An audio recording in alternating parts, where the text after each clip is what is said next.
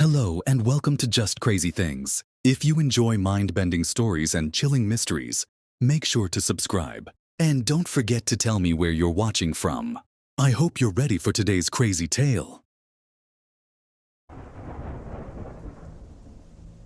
The Blue Bomber. I sat patiently in my costume, itchy fabric and all, waiting for my Uncle Jeff to arrive. I dressed up as Pennywise this year, as I figured it would be topical enough. I thought everyone else would dress up as a COVID molecule or something. My friend Reagan, who is something else entirely, was throwing a party. I was hoping that by the end of the night, she and I would be more than friends. And this is why, in lieu of my dad driving me to Reagan's Halloween party, I'd asked my Uncle Jeff. Whereas my dad is buttoned down and uptight, my Uncle Jeff was laid back and pretty cool in general. Jeff begged my dad to loosen up over the years, which had often led my dad to make fun of him. But Jeff liked his life, and he was the life of the party. Uncle Jeff was the one that taught me about video games and bands like the Pixies, among all the other cool stuff I know. Over the years, he went out of his way to help me find myself and navigate my teens. He felt more like my older brother than my uncle. I was expecting him to pull up into the driveway in his Crown Victoria. Colour me surprised when I could hear the wailing of a 3.3-litre V6 as it sputtered and stalled its way into my driveway. I could smell the oil leak from my living room. "God damn it," he yelled from outside as the engine abruptly shut off. I sighed and made my way to the door when my dad had already beat me to it and had thrown it open. Dad was still wearing his dress shirt and slacks from the workday, even though he worked at home now. "Jeff," he shouted, "you drove that damn thing over here." And there he was. It was the end of October and my uncle was still wearing cargo shorts, sneakers, and a matching Orioles t-shirt and baseball cap. He always wore this crap. It's part of the reason I love him so much. "I got it, Ray. Just give me a minute," he yelled back. Jeff had the hood up on the baby blue 2003 Caravan and was looking through the engine compartment. He slid one of the rear doors open and grabbed a gallon of water. He ran back to the hood and opened up a yellow tab, then started pouring water in. As he did this, he looked back. She'll run fine now, Ray. It's the damn radiator," he shouted back. "If I dump water in the reservoir, hey, do you ever take that suit off?" Dad shook his head and looked at me. The expression on his face was priceless. "Are you sure you want to go to a Halloween party in that thing? With him? Last chance, Ian." "Jesus Christ. You going as Pennywise?" Jeff asked me, walking towards the house. "Yeah, I put a lot of work into this." There isn't much worse of a Halloween costume," he replied. "You didn't even go as the Tim Curry version of Pennywise, bud. Look, I'd take it off." "I'm already ready," I replied, a little whiny, "and I don't have another costume." He shook his head. I got something," he said, and he went into the passenger side and pulled out a sailor hat and red and white striped shirt. "It's Steve's work costume from Stranger Things Season 3. I figured you might mess this up, so I took it upon myself to bring you a backup." And with that, he walked towards the house. What's wrong with this costume?" I shot back, with my dad shaking his head now and walking back into the house, throwing his arms up in exasperation. "Let me ask you a question," he responded, now on my doorstep.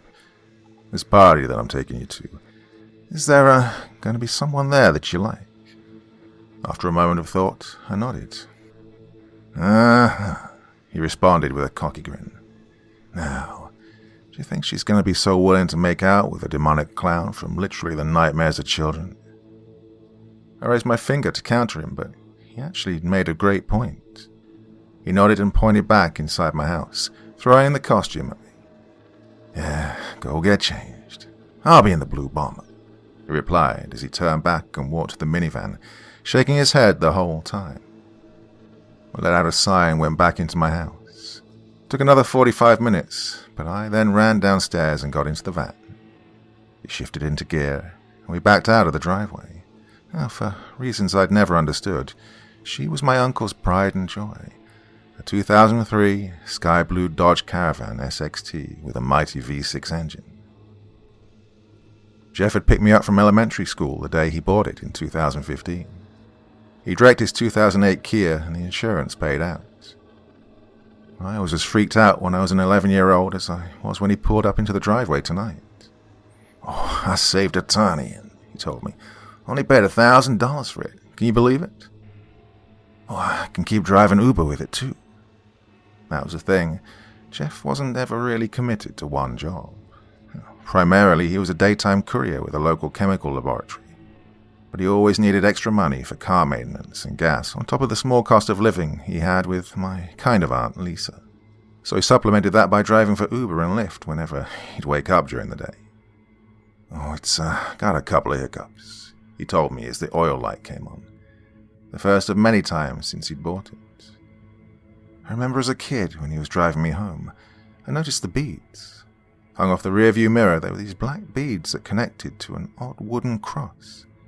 "Hey, what's with the cross, Uncle Jeff?" I asked him. He looked at the rear view and he got uncharacteristically quiet. "Damned if I know," he responded simply. "I'll be honest, bud. I bought this off a gypsy.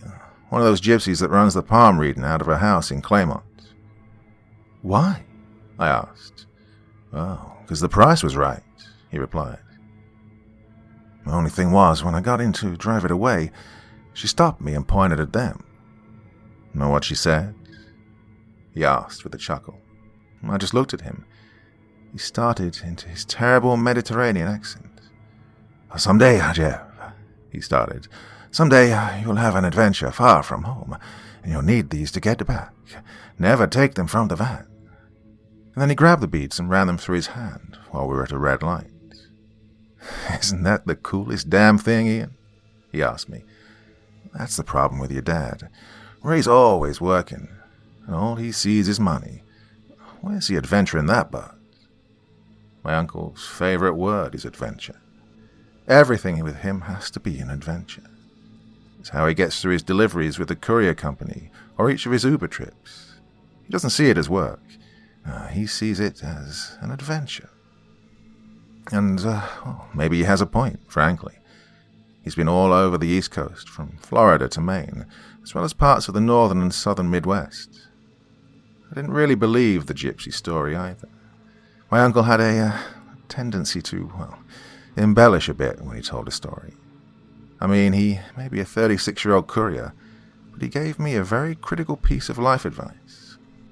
"Worst comes to worst, Ian, it's a souvenir," he told me. "Always remember that. Wherever you go in life, take a keepsake. Otherwise, how will anyone know where you've been?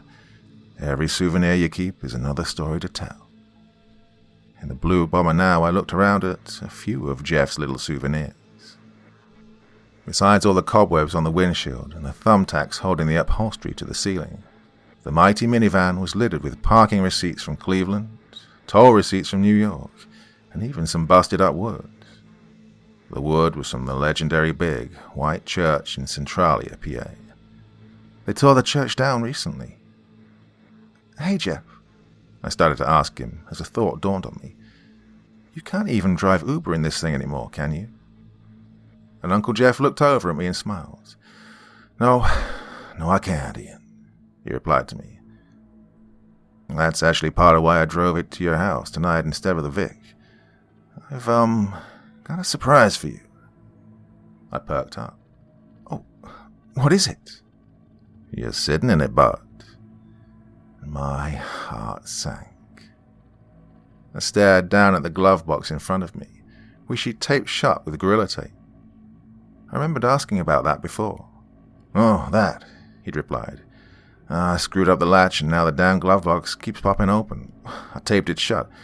I have a second glove box anyway. It's under the seat," he'd told me. The tape gave me even more trepidation as we drove towards Reagan's house now. What other issues were wrong in this van that I didn't want to see? "See, I figure with you turning 16 next year, I'll just give you the blue bomber," he said enthusiastically. "She's all yours. I've been getting worked on her. Got the brakes done, new tires, and so on. Just have to figure out the radiator, and she'll be all ready to go." And as if on cue, the van rumbled. Uncle Jeff cursed to himself. Oh, and the damn fuel pump. he replied. We'll need to get you a space heater, too. Yeah, the heating core blew up last year and shot water all through the defroster. And she still hums. Oh, I responded. Well, thanks, Uncle Jeff. I might look for my own car. The smile on my uncle's face dropped as he looked back to the road. I know it's not the most stylish thing, but the Blue Bomber is a tank. She can get through anything, and she's not even at 200,000 miles yet. I did feel for my uncle a bit. For reasons that he never quite made clear, he sure loved this stupid minivan. I hated to offend him, but I couldn't drive that death trap. He once had a leak in the fuel pump that could have engulfed him in flames, and he drove it that way for 6 months before taking it to the shop. He let out a sigh. Well, I see your point. Your dad can take you to finance something anyway. You'll get a warranty out of that, he said before driving the rest of the way in silence. Well, almost the rest of the way. So, is this going to be a good party or a lame-ass party? He asked me when we were about 3 minutes away from Regan's house. It's going to be fun, I replied. We're going to do some fun stuff, play a few games. I think someone has a Ouija board and we're going to try a seance.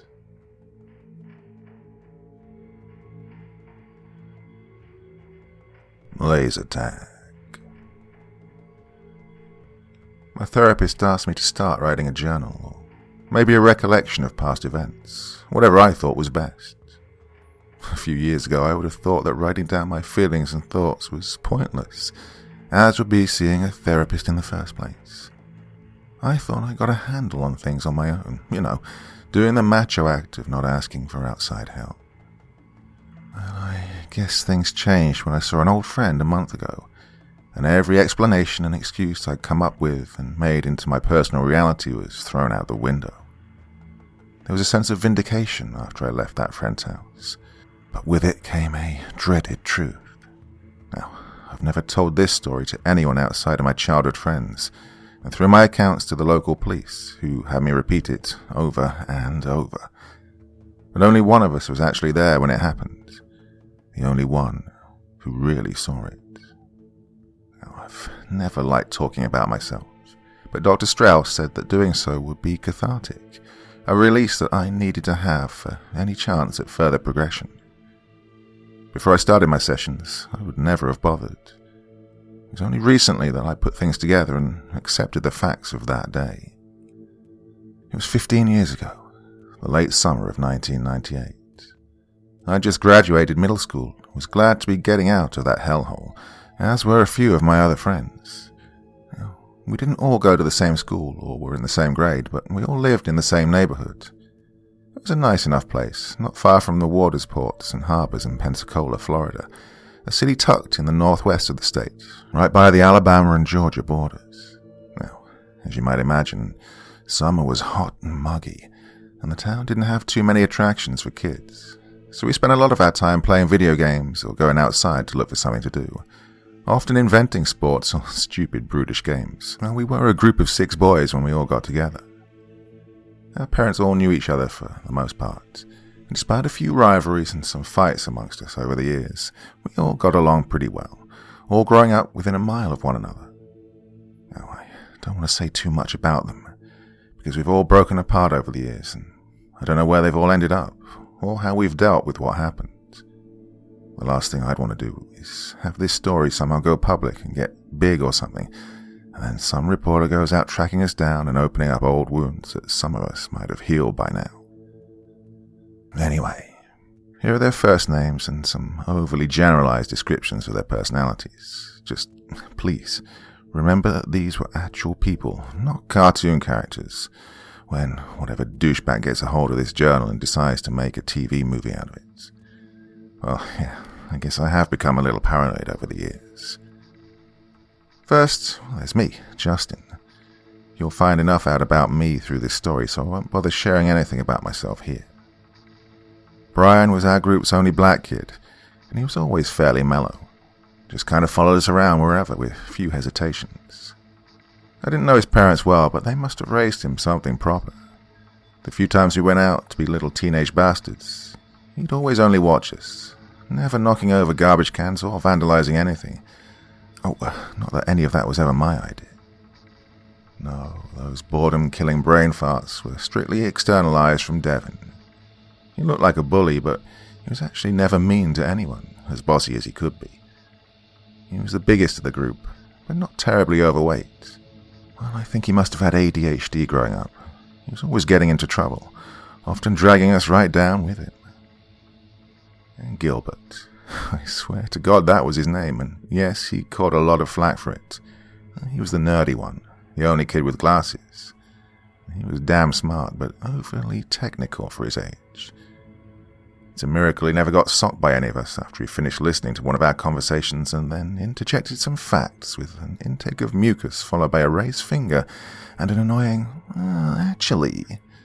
But again, he was smart and creative and could make up some good jokes on the fly because of it. Then we had the fraternal twins, Peter and Nick.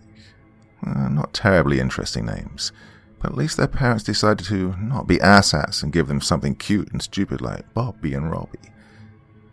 They looked only a little alike. Peter was always about an inch taller than his brother. They both had dirty blonde hair and matching blue eyes, but that was where the similarities ended. Peter was energetic and into sports, and was a bit of a loudmouth.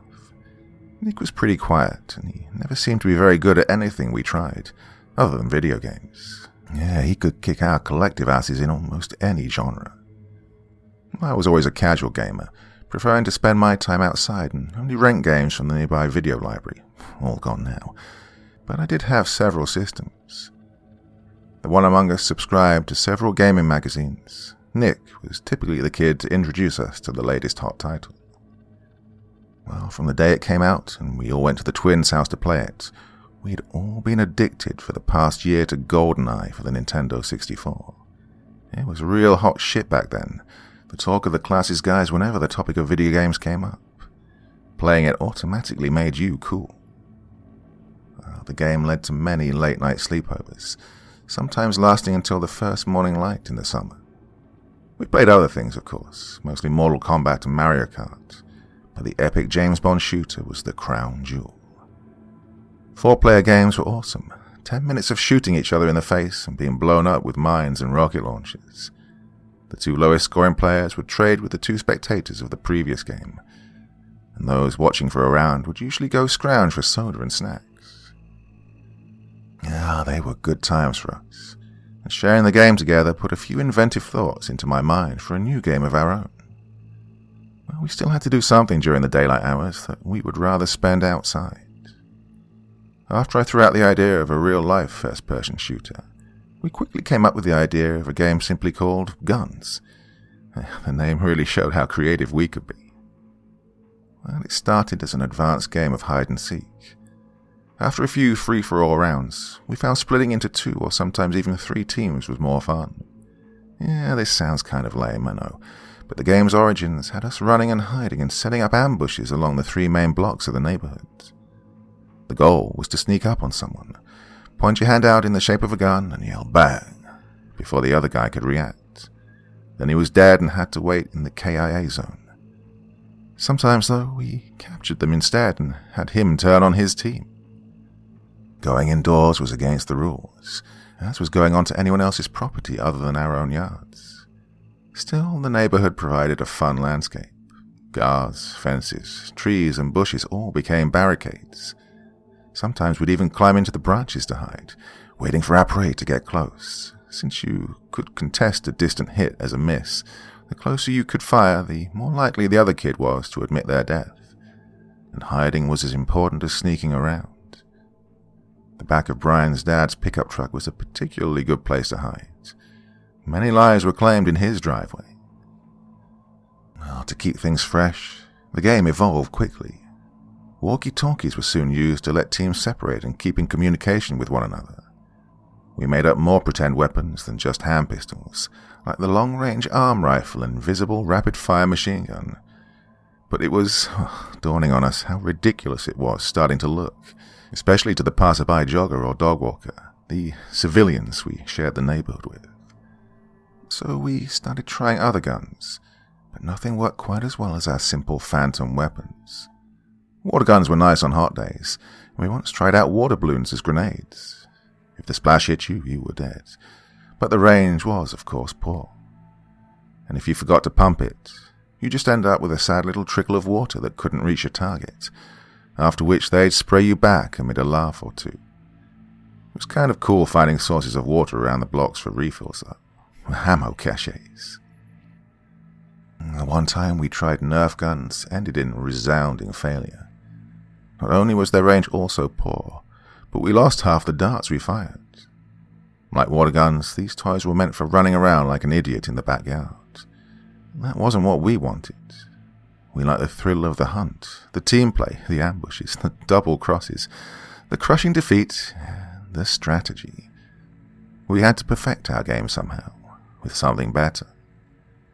I should mention that Nick and I took the whole thing a little more seriously than the others. If having Gilbert on your team gave you a strategist, Devin provided you with a fearless berserker, Ryan a patient soldier who could hide for long periods of time, and Petey a jack-of-trades grunt, then Nick and I, who were average at best, wanted a different role. Yeah, we were the game masters. We set the rules and began to map out entire levels within the neighborhood, complete with boundaries. A few times we even hid little flags around that, if held, gave you power-ups like a second life or 10 seconds of invincibility once you held it up and declared it, letting someone slip past enemy fire unharmed. Guns filled up much of our summer. It was like we were programmers and beta testers to a virtual reality game, but it still lacked a solid set of armaments. We didn't need to get too technical and introduce things like having to reload, but we did want something that had a long, precise range that would not only bring out our true individual skills, but also get rid of the time-wasted, "nuh-uh, you didn't hit me" arguments resulting from fired, invisible bang bullets. On my birthday, we made a reservation for the fun center, where I sometimes played mini-golf with my parents. It was a pretty cool place with arcade machines, prizes, and even a go-kart track. I think a lot of kids have grown up near and frequented similar venues. Last time I was there, I realized that they had a laser tag arena. Well, that was something we had to try. I'd also investigated paintball by this point, but I figured that we were a bit young for it. I didn't like the idea of only having some boring backwoods to play in, or strapping on all that gear. I also feared the pain that would come from being hit, though I'm sure my stupid childish fear was exaggerated, of course. On top of that, you had to pay to play. We liked our freedom to play for however long we wanted in our neighborhood, as crappy as our gear was. But I figured laser tag was worth a try, and it wasn't that costly. I walked out of our 15-minute session disappointed. It wasn't terrible by any means, but I'd expected much more. The indoor arena was made up of crappy plywood forts and was lit with black lights and glowing star stickers. The obnoxiously loud techno music really removed the element of strategy, since we couldn't hear ourselves talk, much less listen to our enemies' footsteps in the small arena. Still, it did introduce me to laser guns. The few times anyone managed to score a hit, their vest lit up and buzzed loudly. The guns even made realistic sounds and felt, well, real in our young teenage hands. We may have spent most of our time in the chamber running around like idiots trying to learn how to play, but my heart was still pumping throughout the game. What was the most awesome was just how accurate the things were, and the very idea of shooting an invisible light at a target across the room and hitting them instantly and assuredly. This was just mind-blowingly cool for us. Now would be a good time to emphasize that none of us were gun nuts. I don't think any of our parents even owned any. And out of the 6 of us, only Gilbert, somewhat ironically, I guess you could call it, joined the military, though I don't think it was in a position where he actually had to hold a weapon. It was just a phase for us, another cool thing that would have run its course eventually. However long guns might have fulfilled our needs, we knew it was always just going to be fun while it lasted. I was an only kid.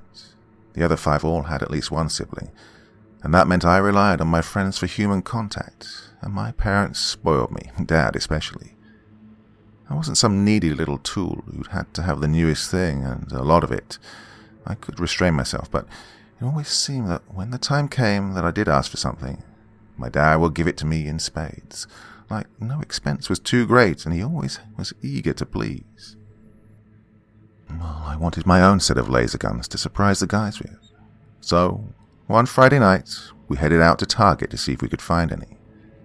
Well, it took some looking for in the big old toy section, since I wasn't sure what aisle the guns would be in, but sure enough, they had what I was looking for in stock. On the shelves on the back wall past the aisle with micro machines, I miss those things, used to collect them, was a brightly coloured box with some stupid Happy Boys on it, one of them holding a comically oversized gun, the other smiling idiotically as he was shot in the back. Well, I was already sold. The toys were called Laser Challenge and were expensive, maybe $40 each, but Dad was happy that I was so earnestly excited about the things. I didn't even know they existed before we went looking, figuring that laser tag guns might have been restricted to places like the Fun Center. He bought 4 sets, each of us carrying 2 boxes up to the checkout. The problem was that they only had 4 in stock. 4 groups of guns, vests, and backpacks total. He knew as well as I did that I needed 2 more sets if all 6 of us would be playing. Well, Dad had found out about our game not long after we'd started, and although Mum was a little worried that I was being indoctrinated into gun culture, Dad just laughed it off. That's just the way he was. Boys will be boys, right? And as long as I was outside getting exercise, they were both happy. I made my grievances known as we got back to the car, knowing that I was just stating the obvious. Well, Dad promised that he would get another 2 sets, suggesting that we should just test them out first anyway in a 4-player game. He was nice enough to buy them for me in the first place, so I ended up agreeing with him. 2 of the boys would just have to sit it out for the first few games, or maybe act as unarmed scouts or spies. But on the way home, we saw the local Goodwill store. Dad and I traded glances, each knowing what the other was thinking. Mum got some of her dresses from the store, and Dad would bring home quirky little handmade things whenever he stopped by, but I never found much of interest there, and I didn't like the feel or idea of second-hand stuff. Despite that, I knew it was worth a look. Maybe they even had another set or 2 for cheap. It was late by then, near closing time from what I remember, and the checkout lines were filled with the shoppers, many of them mothers with bored kids, their arms full of worn and faded clothing.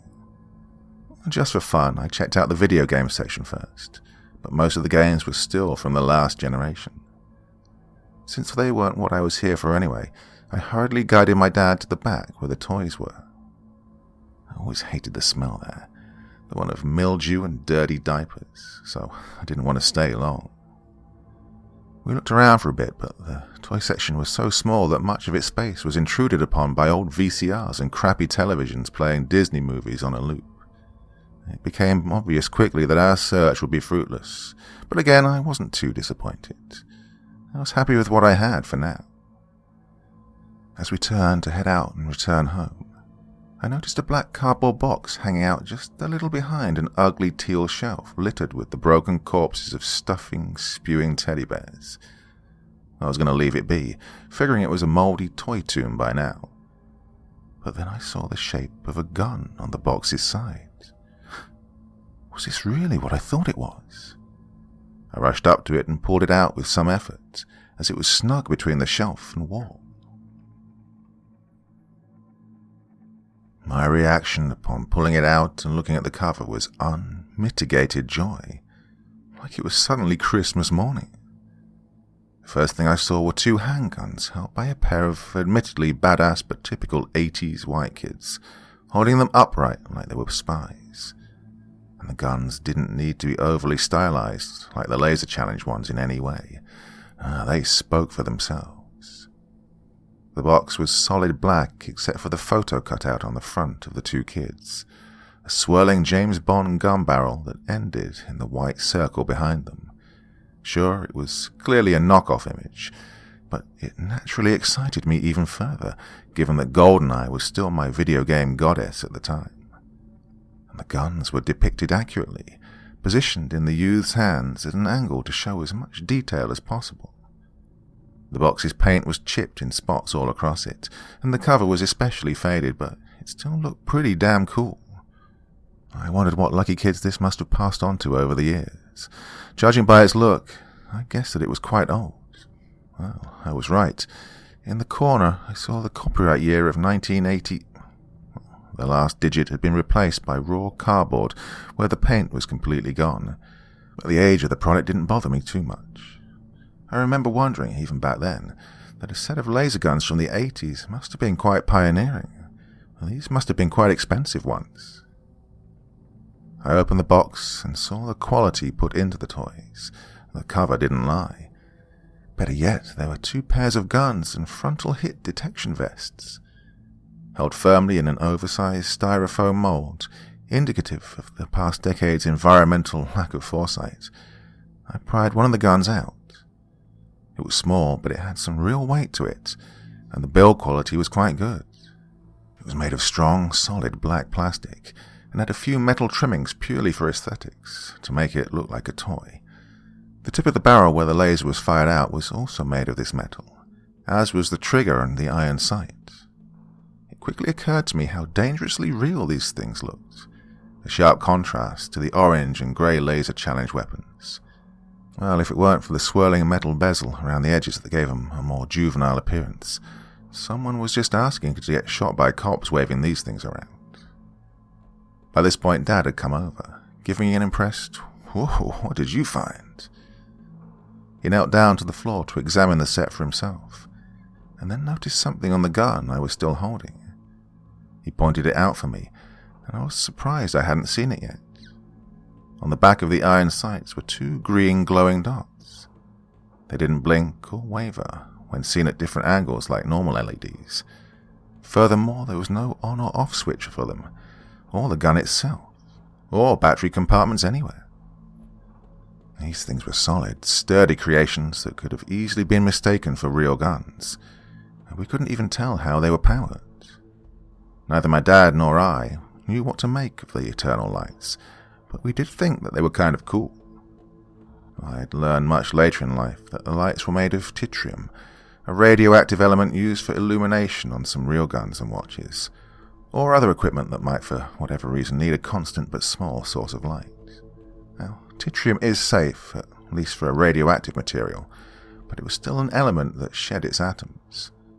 When I found out about it later in life and researched it, I also learned that it was a key component in nuclear weapons.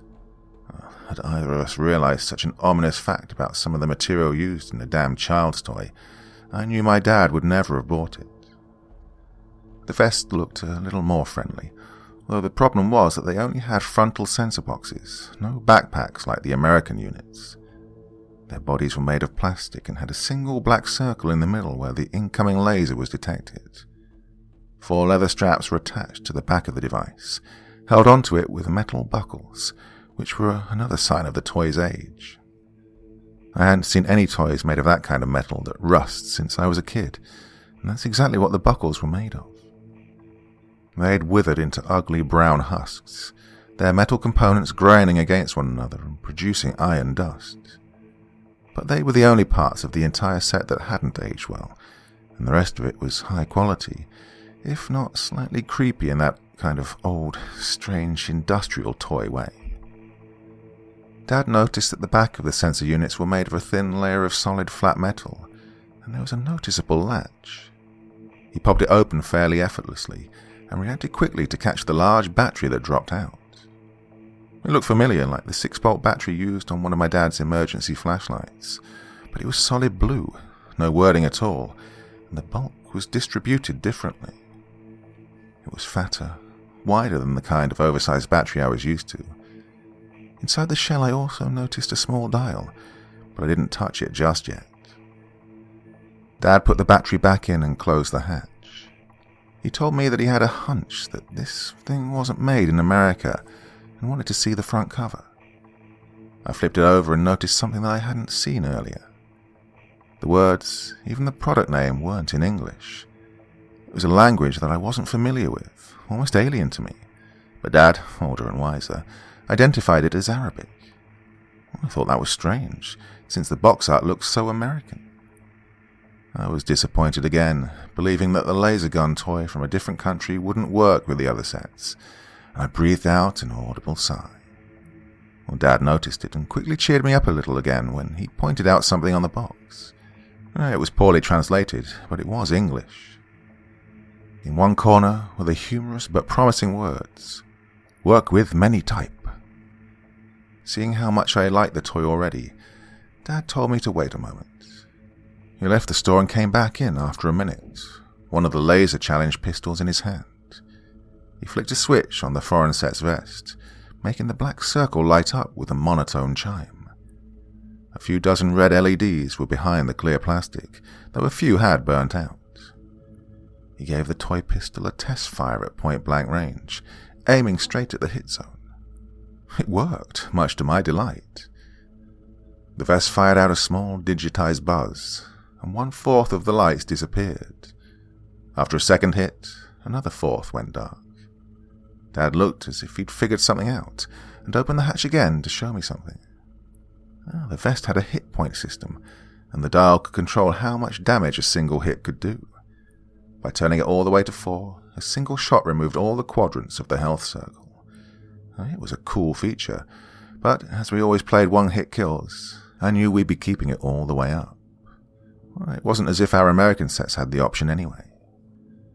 The last thing I took note of was that in the middle of the target circle was a slightly bigger red dot, which had a flat head, unlike the domed tops of the other lights. Its colour was also a bit darker, as if it was wearing out. But both vests were identical in this regard, so I paid it little mind.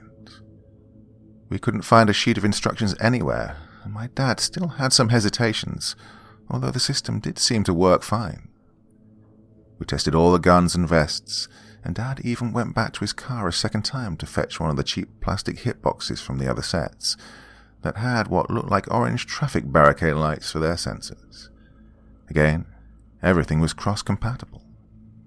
It looked like it was a done deal once we found the faded, peeling price tag. It was $20 for the complete set. It seemed like a really good bargain. Now, this is where you might expect the person ringing us up to see the object in question and say something cryptic, or give us a frightful or glad to have that out of here look. But the old lady at the register was clearly tired and ready to go home, and, well, any other time she probably wouldn't have known anything about the toy in any case. Dad paid for it. We were out of the store just as it was closing. The next day, Saturday, I knew would be awesome. When the gang got together at the twins' house after lunch, I revealed the sets, and they were excited by the whole idea of having our own laser guns. The foreign sets, of course, took the spotlight over the American regular ones. Brian suggested that we do some rock, paper, scissors to see who gets to use them, but after a debate, in the end I claimed one of them, well, having been the one to find them. We had to compensate a bit, since the foreigns didn't have backpack units, making sneak attacks from the rear impossible on its wearers. And this would be a huge disadvantage to the others, and so we simply kept the American set's rear hit packs inside. It was sort of lame only being able to land an official hit on someone's front side, which meant waiting for them to simply turn around to actually kill them if you were stalking behind them, but we'd deal with it. Nick was a little offended at first after I explained the reason he should get the other. He usually died first, the most often, and was a lousy shot. Quite an accomplishment considering the accuracy of imagined slugs. But his brother Peter agreed with the handicap, and with that, we were off for a day of team death matches around the neighborhood. Gil and Brian were in my team the first time, and we kicked ass with a solid score of 3-0. After that, I took Nick and Devin, so both of the old sets were on a single team.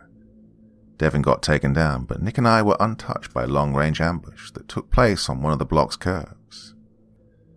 Well, that was the first indication that these old sets really were of higher quality, or at least more powerful than the others. While Devin shot 3 or 4 times before he was hit, none of them made an impact on Peter, Brian, and Gil. But the guns that Nick and I had took out the entire enemy team, one right after the other, after we took a second to steady our aim. After a third game, we realized that having 2 boys with the old sets on one team gave them an unfair disadvantage. Having skimmed the manual for the American toys, I remember reading how sunlight could interfere with the laser. That made sense, but It seemed like the advertised 200-foot range was also a lie in the first place, as Gil reported that he had to get within about 50 feet to land a hit with his plastic grey gun. Well, the black ones, however, well, we took a break to figure out their range by doing a few tests, having Brian back up about 10 feet until Peter's hits with my black gun no longer registered. He had to be clear across the block, some 500 feet away, and even then in direct sunlight, until his vest stopped buzzing. We all thought once again about just how cool these things were, but I was a bit unsettled.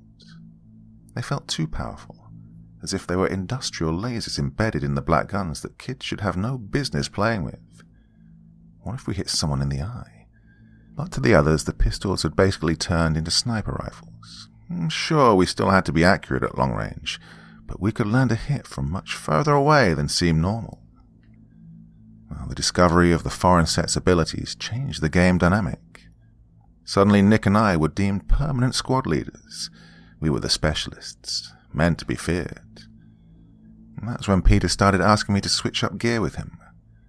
I told him he could have my set tomorrow, but after a few more games, he started whining and bitching about it. At 3 o'clock, we broke for snacks, soda and water to replenish ourselves. We'd played long and hard so far, and the other people in the neighborhood had taken notice of our antics, but we were having too much fun to notice or care what they thought of us. Being a nice guy, I relented and told Peter he could have my set for the next round of games that would last until we called it an evening. He had the best aim, and a maniacal little grin spread across his face as he no doubt wondered what it would be like pulling off miracle shots as a professional sniper could. The thing was, though, Nick and I couldn't get the vests off. We tried everything, but the buckles were oddly configured little bastards. We couldn't tell even if we were pressing the right thing down on them, or if we had to wiggle them a certain way, or if it was the friction caused by the rust that had locked them into place. We eventually gave up and had our indoor snack break with them still on, looking like dorks, somewhat to the amusement of the others. Even though I couldn't get my vest off, I still traded guns with Peter. That seemed to be good enough for him. Holding the cheap grey plastic in my hand, I knew it would take a little while to get used to its limitations. As the day wore on and cooled a bit with the setting sun, I started taking my first hits without the advantage of longer range, and I really began to take notice of the strange quirks of the vest. For one, it was uncomfortable. The leather straps that went over my shoulders and around my stomach would have been comfortable if they weren't so tight. On top of this, the metal plate on the backside of the hit detection unit, pressed tightly against the skin, was cold, never warming to body temperature. Also, once I took a hit for the first time, I could feel a small tingle of electricity come from the back plate. It was really small, however, less than that of a static shock. I didn't even notice it most of the time, but it was there. Couldn't tell if it was deliberate, like some sort of failing impact feedback, or more like something bigger, being contained but leaking out ever so slightly each time a laser strand was close enough to be detected by the circle in front. But the oddest thing of all were the power lines nearby. They were old and buzzed often in cycles, but whenever I drew near them, they seemed to either buzz louder or started buzzing if they were quiet at the time. I'd learned about electrical fields in science class that last year of middle school and thought that something in the hitbox might have been causing some sort of interference, but I didn't really think about how powerful the battery would have to be to do such a thing. I did, however, begin to feel unsafe hauling it around. And thinking back, I suddenly remembered the moment my dad had turned it on for the first time in the store. Well, I'd thought nothing of it back then, but when he'd done that, the fluorescent light above us flickered, just briefly. I'd grown up with a fear of electricity. Outlets had always scared the crap out of me as a kid, as if simply touching any part of it would electrocute me. A gut feeling told me something was wrong with this toy. I now wish I'd said something, or called off the game completely.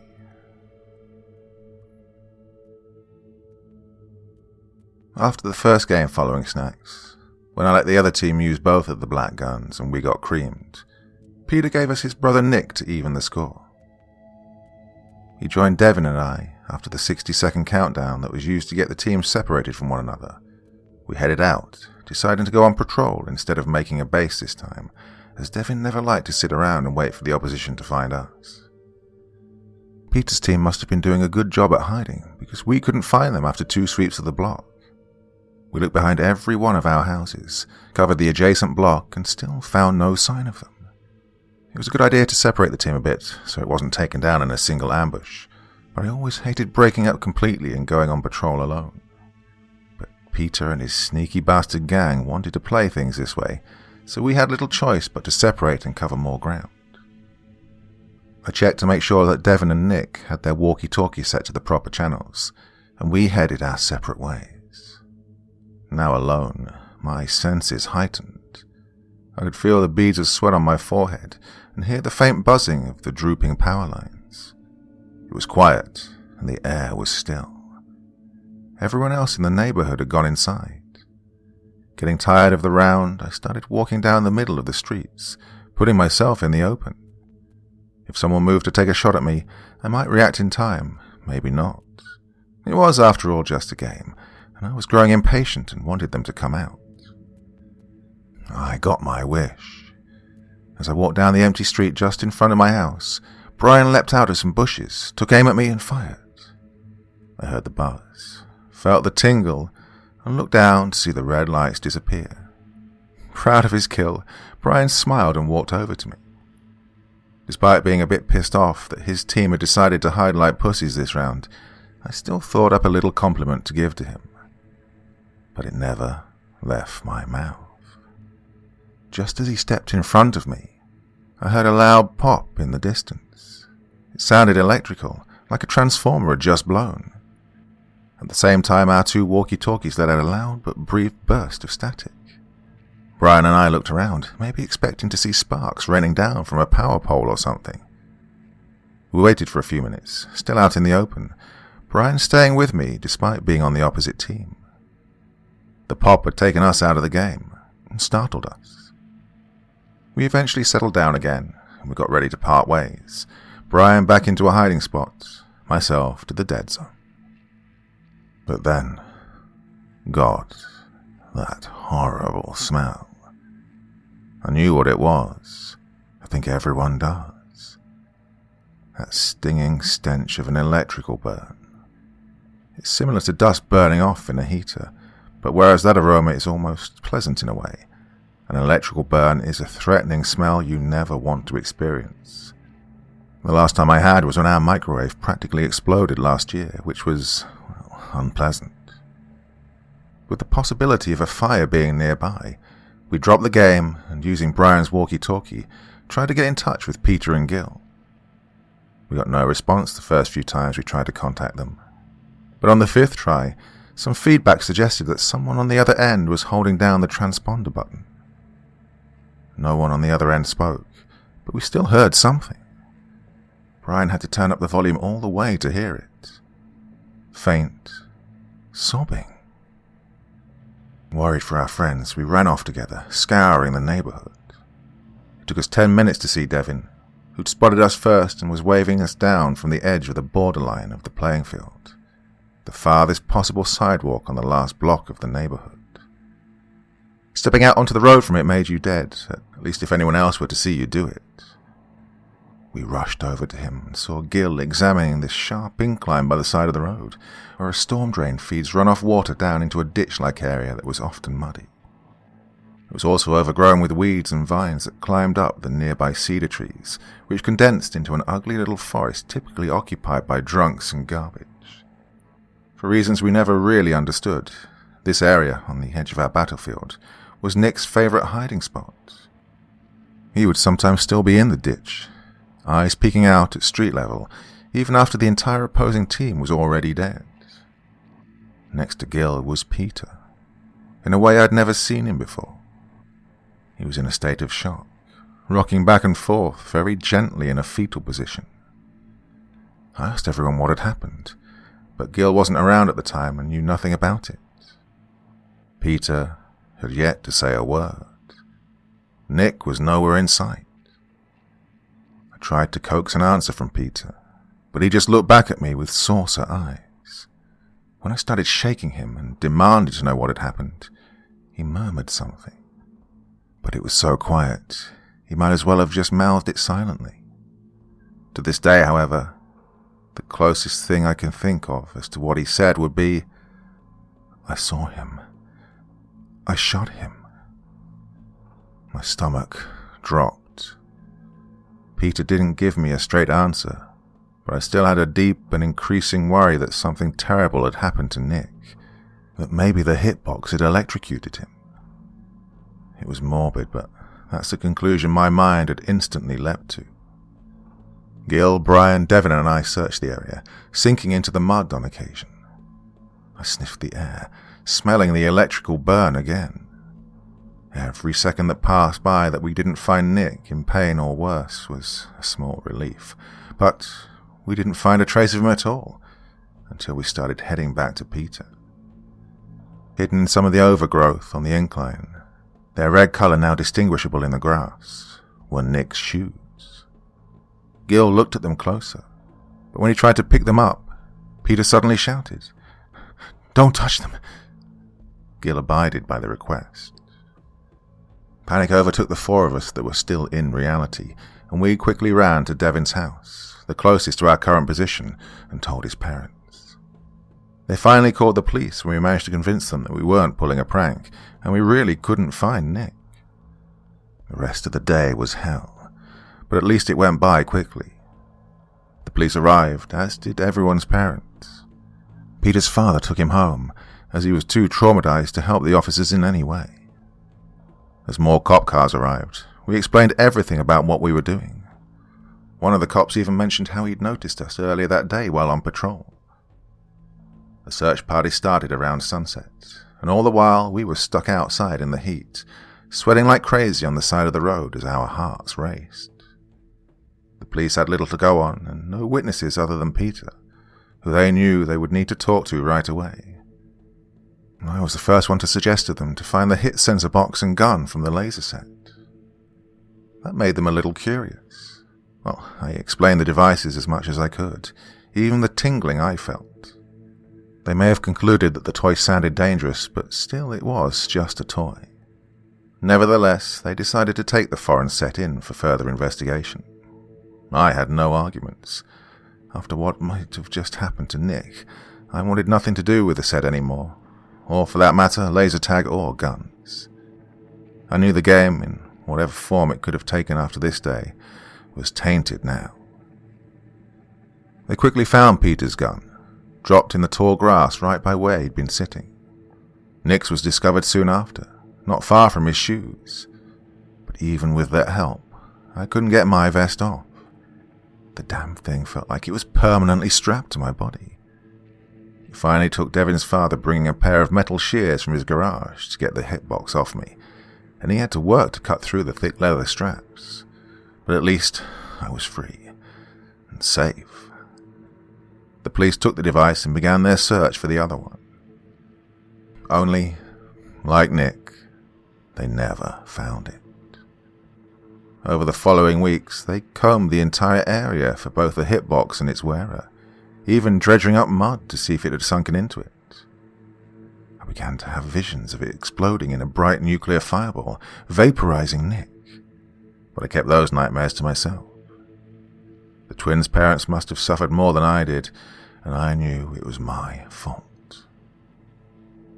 Despite all the assurances that day and the ones that followed from the police, Nick was never found.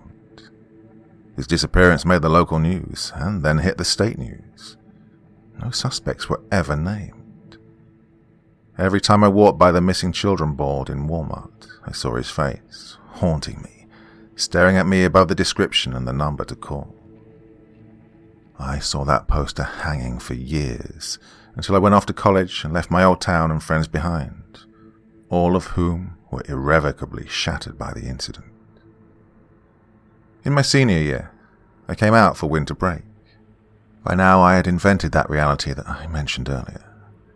I shoved the idea of the laser tag toy killing him out of my mind, coming to believe, like the town did, that Nick had ended up as just another vanished or abducted child that would never return. Coming home, I had a flashback to his funeral, 2 years after he'd disappeared, where I was unable to look his parents or Peter in the eye from across Nick's empty casket. But the past didn't stay dead. When I came home, my mother told me in a shallow voice that Peter had been calling recently, asking for me every other day. She told me I should go see him. Well, I didn't want to, but, of course, I had to. I walked over to his house, where he still lived with his parents. The place had gone to hell.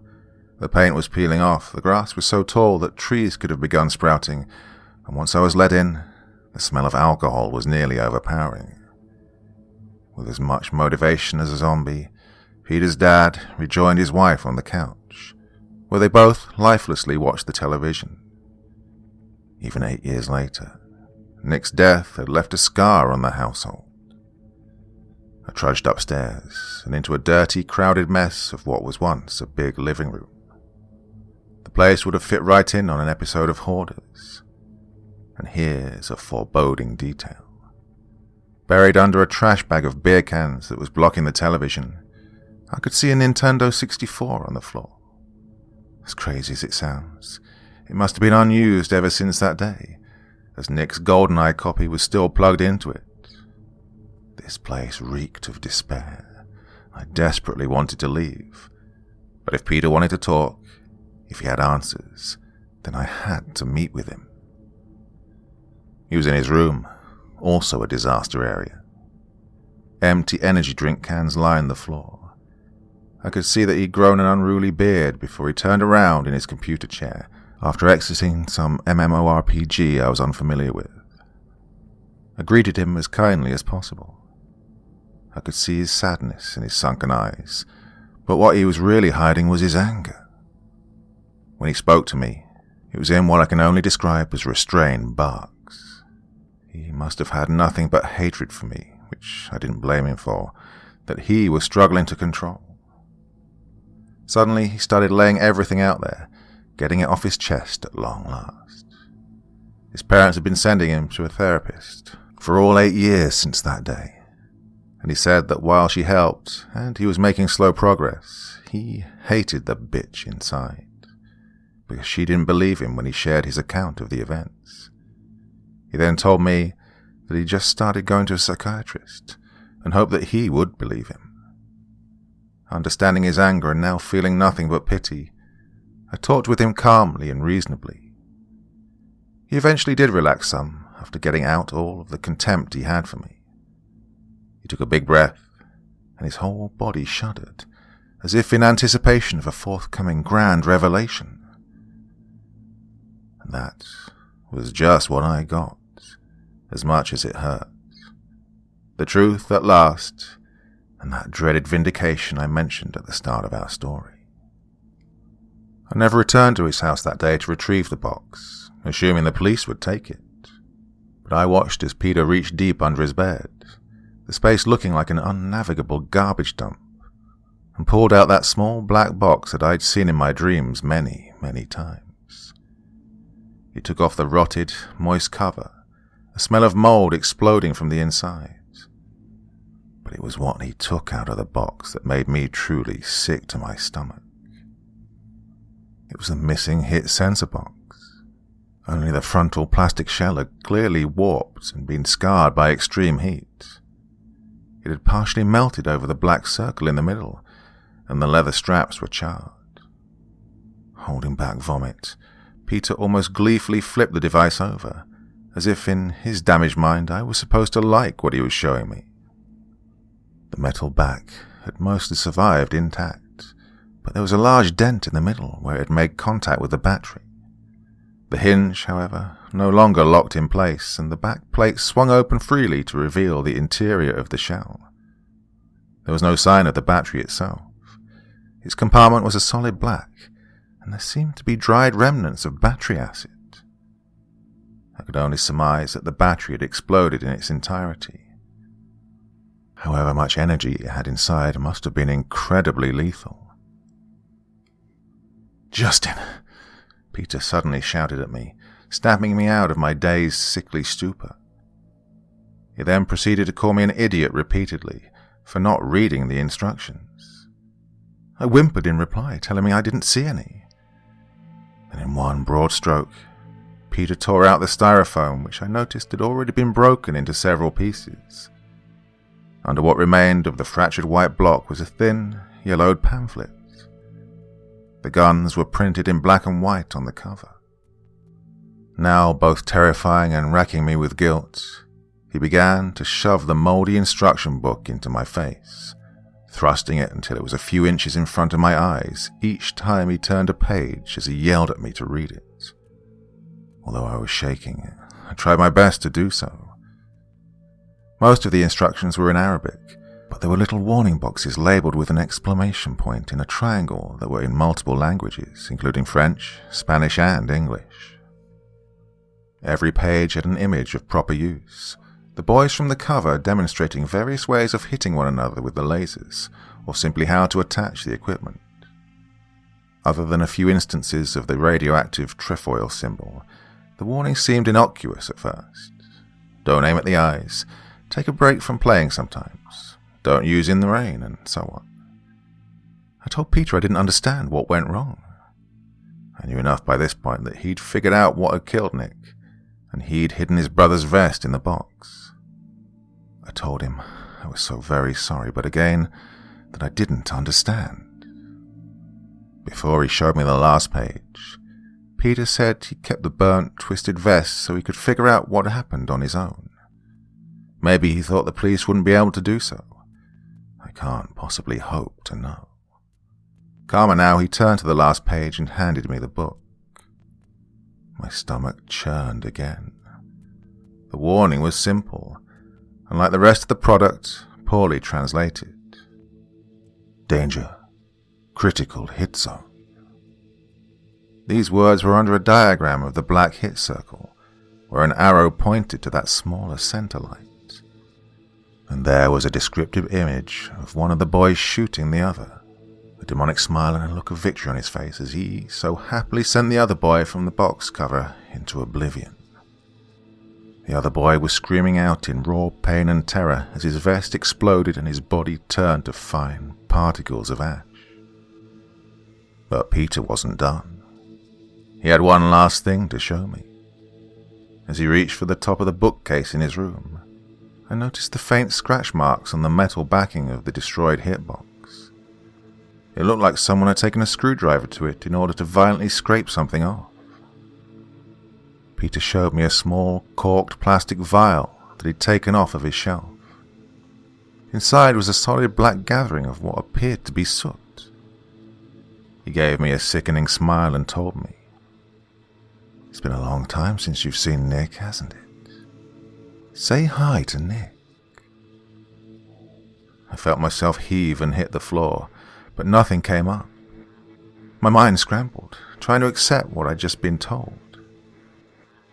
To imagine the fear, the pain as my friend burnt up into ash so small it blew away in a light wind, killed by his own brother, Eagle-Eye Peter, who'd scored a critical. Before I turned and ran out of the house, Peter, holding up what was left of his twin brother, had some advice. "I'd see a therapist, Justin. It'll help." There. I got it all down. Happy, Dr. Strauss? Whether or not anyone reads this, I don't care anymore. Maybe in time recording what happened really will help me. I don't know. What I do know is that for an entire day I carried around what I assume was some sick, perverted Eastern European toy maker's idea of a fun game for the kiddies. A walking time bomb waiting for a bullseye hit. How all of its previous owners managed to miss, I have no idea. If you decide to hunt down another set for some sick dark fantasy, and you're stupid enough to buy it after reading this journal that some asshole stole and posted online, try not to play with anyone whose shot is worth a damn.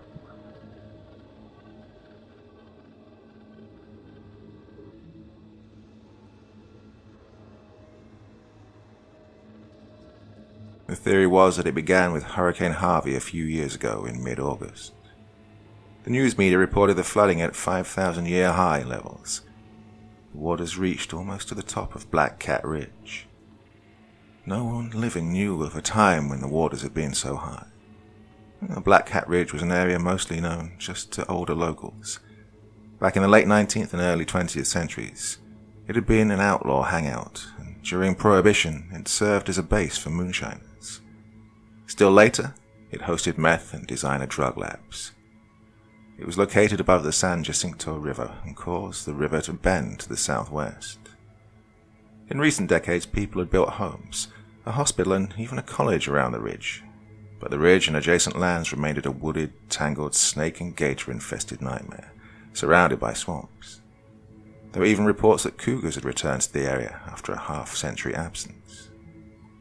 Plenty of other wildlife called the area home: deers, coyotes, raccoons, opossums, feral hogs, feral dogs, and feral cats, to name a few. But plenty of birds and many small animals as well. There was a wetland across from the college campus that hosted a plethora of wildlife. Most of the campus had flooded during the storm and its immediate aftermath.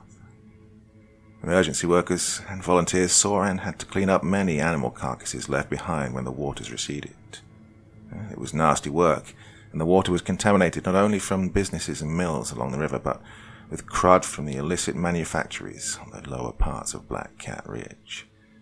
Still, over the next 2 years, things got better, and the police officers who patrolled the college and the officers and deputies who patrolled around it at night noted that the wildlife had rebounded soundly, especially the feral hog population. They'd started to become a road hazard and tore up every landscaped area they could reach. Feral hogs had been tearing up property for years, yet they seemed to have gotten bolder about their predations since Harvey. One hot summer morning in 2018, the campus officer saw a large truck that cut through the main road adjacent to the campus at about 5 in the morning. It smacked into a feral sow and kept going, speeding of course. By the time she arrived, she saw that the sow was twitching its last. Her carcass rested there for a couple of days until animal control could remove it. It reeked immediately, since the intestines had burst, and it was July. No one would go near the thing on foot. But from a car, one could see that the sow had been particularly large, and more hair-covered her than was normal. She had tusks the size of a large male. Everyone agreed that it was just a freak and hoped that she'd had no piglets since the storm. Time marched forward. The campus and area businesses and homes were repaired. The swamp was deeper and more tangled than ever, and the gigantic mosquitoes that emerged from its waters were particularly aggressive. A rumor went around the campus that the mosquitoes had attacked and drained all the blood from a student in the far parking lot after night classes. It was salacious and false, of course. The student had suffered only a temporary anemia. One morning, a larger-than-average gator blocked the road that ran between the college and the wetland, and the school abandoned the wetland's observation platforms rather than repair them. But they'd use the indoor labs. The raccoons had gotten bigger and bolder too. One actually snatched a lunch bag from a campus officer as he arrived for work and walked toward the office. He didn't dare challenge the creature when it stood on its hind legs and chittered threateningly at him. Everyone laughed it off, of course, and the officer simply had lunch in the cafeteria. No one noticed that, after the incident, he avoided the area around the trash cans where the raccoon had been waiting in ambush. Students became less friendly toward the various stray and semi-wild animals that populated the public areas, especially around the building with the cafeteria, where they'd once come to beg for scraps. The animals had become large and aggressive. Even the normally elusive feral cats started to issue hissing challenges over territory and food. The wildest party of the wildlife, though, was a small sounder of feral hogs. They had definitely grown in stature. They looked different, too.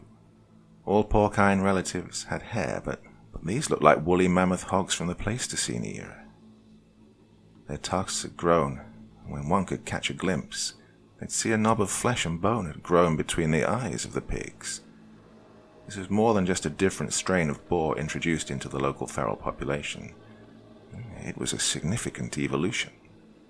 By fall of 2020, night officers around the campus and hospital noted that the hogs had grown fearless. no amount of honking, siren whoops, or flashing lights would get them to move. Eventually, the officer would either have to take another route or get out of the vehicle and try to shoo them away from the area. That could be dangerous with any pigs when they were new piglets. The sounds were very protective. Yet until recently, that tactic had worked well enough. Officer G. Halleck, a city officer, got out of his unit to try to chase away the notorious sounder of monster hogs. They'd stopped while crossing a larger roadway by the hospital and had blocked the ambulance entrance. Well, he had to get them to move, and they hadn't responded to his measures with noise and light. He removed the cartridge from his electronic control weapon and activated the charge to make a loud, sputtering crackle of electricity. Sometimes the frequency of that noise would convince critters to skedaddle. He saw that the largest hog in the sounder of 5 stood at least 4 feet tall at the shoulder and had to weigh near 500 pounds. It had abnormally long tusks. They looked to be about a foot long, jutting and gleaming in the headlights. The enormous porker stared him down and started to stalk menacingly toward him. He fled back to the car and decided to go another way. As he reversed, he felt an impact on his driver's side door, and the car slewed to one side with the combined momentum. He corrected course and got the vehicle back so that he could turn and drive forward. However, as he shifted into drive, he saw that the big boar hog stood in front of his car and glared balefully at him through the windshield. The mane of bristled hair from its head, shoulders, and back stood erect in a display of aggression. He swore that the monster hog locked eyes with him. Definitely some kind of mutant, he thought, and mentally dubbed it the saber-toothed hog. The beast allowed him enough room to drive past and get to a lot near one of the buildings over 100 yards from the sounder. He watched him hatefully the entire time. His door was jammed shut, and he had to clamber over his in-car computer and radio setup to crawl out of the passenger side. His driver door was crushed, and the steel was punctured and peeled open. Well, he had to write a lengthy report, and caught flack from both his supervisors and his co-workers. Later that week, he met up with the campus officer on the same shift over free coffee at a nearby convenience store. She didn't laugh at his account, but simply grew quiet as he told his tale. Then, finally, spoke up. "I've noticed the changes. I've been on graveyards for a few years since the storm. The animals have changed, especially the swine. That big male you mentioned looks like a mammoth without a trunk." They spent some time lamenting that they told their supervisors, but no one had done anything. Sami, the night clerk, overheard as he stocked the coffee counter. "Yes, I have seen these monster pigs. Very frightening. Sometimes I'm afraid to take the trash to the dumpster. I can see them through the trees. They're too big. It's not normal." They discussed the hogs for a while, then attempted to resolve the rest of the world's problems before each returned to his or her respective duties. At around 4 in the morning, Sami had to take the trash to the dumpster on the dark side of the building. The trash truck would arrive around 4:30, and early morning customers shortly thereafter. He'd have help for the morning rush. His cousin Hamid would arrive at 5. Hamid was the eldest of his uncle Mohammed's sons, and was the day manager since Mohammed owned the franchise. "Well, at least I have work and family," he fumed as he dragged the heavy bags through the back door. His mind on other worries, he failed to note the glowing yellow eyes emanating from hulking silhouettes standing just inside the wood line behind the store. As he toppled the last bag over the side of the dumpster, Sami heard a loud grunt from the other side of the steel box. It was quickly followed by several more grunts and snuffles. The dumpster boomed as something struck it from the other side. It could have been anything from wild animals to feral people who lived in camps around the woods. Yet Sami had a sinking feeling that it was something else. He started to walk rapidly back toward the rear doorway of the building as sweat sprung out on his forehead and his eyes rolled in sudden fear. He was too afraid to look over his shoulder. He just wanted to focus on getting back inside. Sami didn't know he could fly, but he was suddenly airborne, turning ass over head. He felt tremendous pain in his legs, and then he struck the asphalt, and the agonizing sensation in his left shoulder supplemented the pain from the back of his legs. At least, until a large, dark object bit into his right leg, and all other pains were forgotten as the bone shattered. He screamed in fear and agony. An enormous boar hog had clamped its maw around his leg at the knee joint. He tried to raise his torso, but his left forearm was seized by another set of jowls and savagely pointed teeth. His mind blanked for a moment, and then he began to scream again, this time mindlessly, as more teeth shredded his flesh, and the last thing he saw was the open mouth and gullet of the porcine horror as it clamped onto his face and crushed his skull. By the time the trash truck arrived, the sounder was gone, and there wasn't much left of Sammy. Just a few pieces of bone and flesh and a large smudge of blood on the asphalt. The driver didn't notice. There were always wet spots in convenience store parking lots, especially around the dumpsters. He simply racked up the dumpster, emptied it into the truck container, and moved on to his next stop. Hamid arrived, just after 5. He was habitually late since he knew that Sammy wouldn't dare complain. Besides, he didn't want to have to help with the small chores necessary to begin the business day. He liked Sammy well enough, but had his own responsibilities and future planned out. He was puzzled when he arrived and Sammy was nowhere in sight. There were 3 customers at the counter, and 2 more roaming the aisles. They all looked confused and frustrated. The first in line had placed some bills on the counter, and was writing a note on one of the napkins from the coffee counter as Hamid approached. We haven't seen Sammy this morning. We've got to get to work. Didn't want to leave without paying or get him in trouble. He must be in the back somewhere. One of the other men in line spoke up. Yeah, maybe he ate one of those ancient burritos on the roller. That'd keep anyone on the job. The other 2 laughed along with him. Hamid scowled and quickly set about ringing up the purchases. He took care of the stream of customers that didn't give him a break for the next few hours, all the time wondering what had happened to Sammy. He had to call his father to get another employee to come in and help. No problem, he had other siblings, and at least one other person was already scheduled for the day shift and would arrive at 6. God, where is that little rat? He wondered, until the morning rush finally gave way. He was actually a little concerned. This was very unlike Sammy. The young man was invariably on time and worked very diligently. The one time he had been out sick, he had the flu, and he still made it in after only a couple of days off and before he was well. He'd even made up the hours he'd missed. As soon as he had a break, Hamid took a look around the premises. Sammy was not in the back, and there was no one in the bathroom with its perpetual out-of-order sign. No one in the office. He'd even looked behind the desk. He finally decided to look around outside. Nothing but a large brown smear in the area near the dumpster. Ugh, Sammy should have hosed off whatever that was. Looks like old roadkill. He went back inside and pulled up the surveillance recordings. He fast-forwarded it until just before 4 a.m. He saw Sammy speaking with 2 cops who'd come in to mooch free stale coffee. As soon as they left, Sammy set up the coffee machine for a fresh batch. Then he gathered the trash and hefted it through the back door. There was no camera for the dark area by the dumpsters. No need. Who'd steal from a dumpster? Hamid kept watching. The cameras were motion activated, and the recording was empty until customers started to arrive.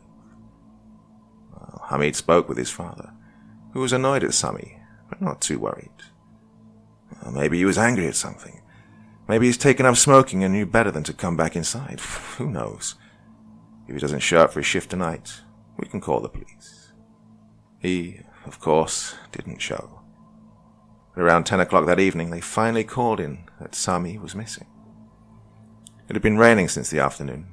Most of Sammy was gone by the time Officer Halek arrived to take a report. He looked at the video recordings and looked around inside and outside the store. He questioned Hamid's younger brother, Adil, and set up a time for a day shift officer to interview Hamid and Mohammed.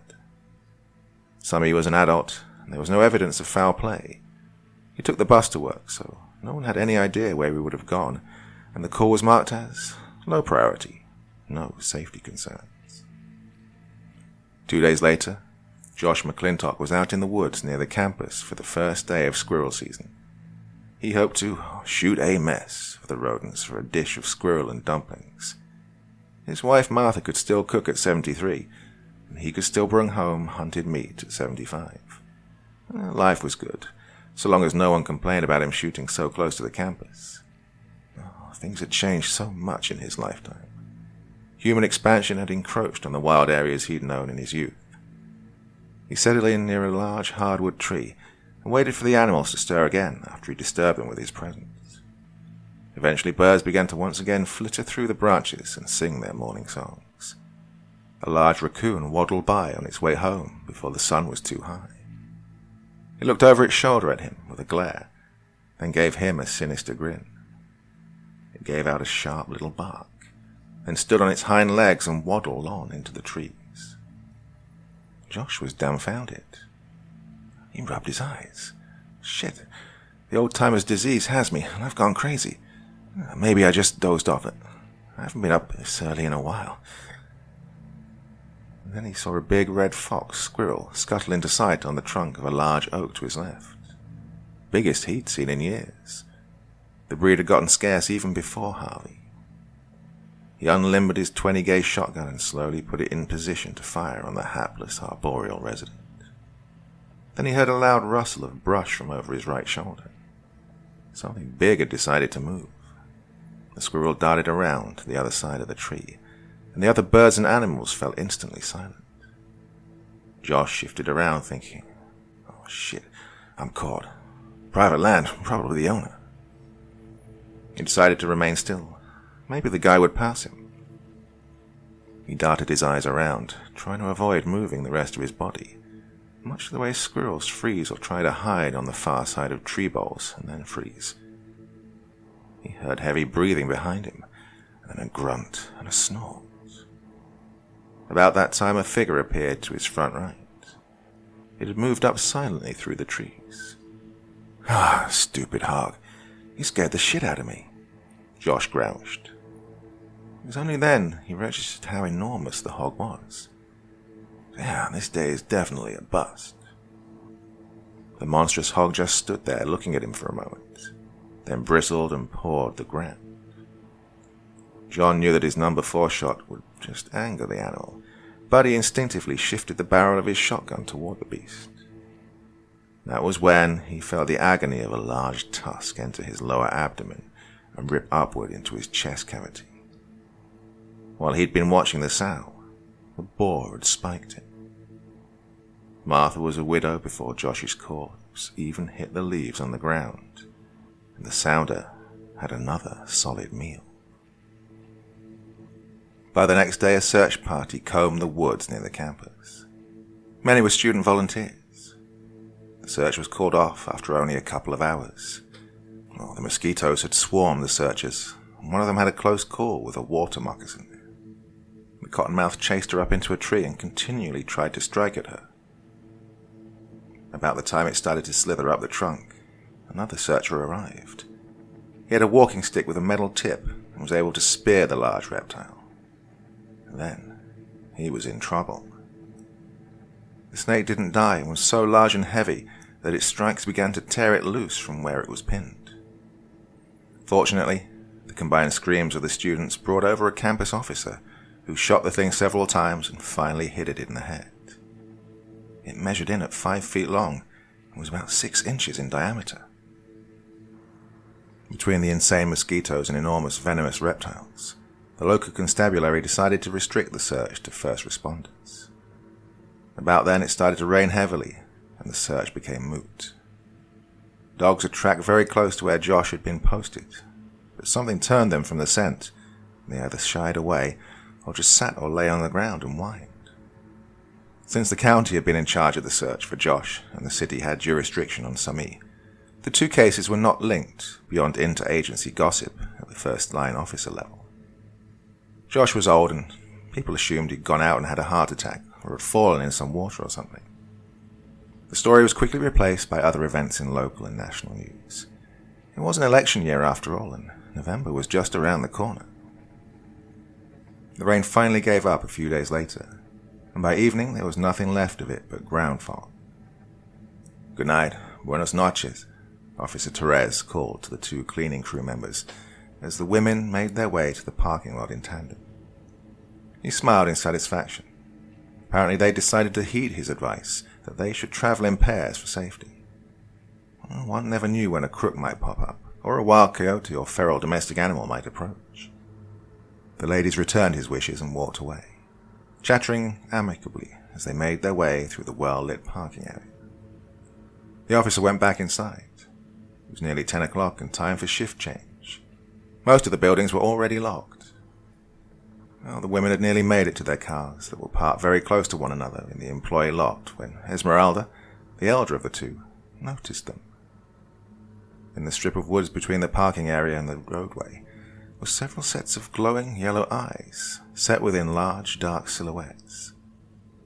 She started to ask her young friend Jennifer if she saw them, but it was clear that she had since Jennifer had fallen silent, a rare occurrence in Esmeralda's experience with the girl.